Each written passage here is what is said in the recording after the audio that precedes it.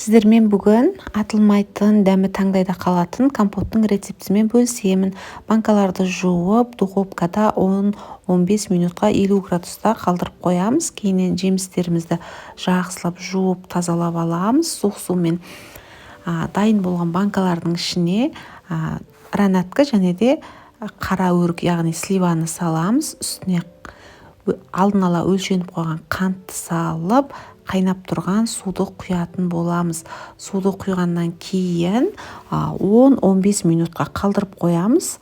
15 минуттан кейін суды ыдысымызға кері құйып алып, қайтадан қайнатамыз. Шамамен 5 минут қайнаған суды компоттың үстіне қайтадан құямыз.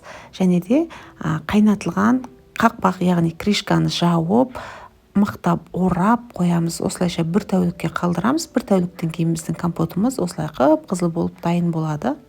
Рецепт ұнаса сақтап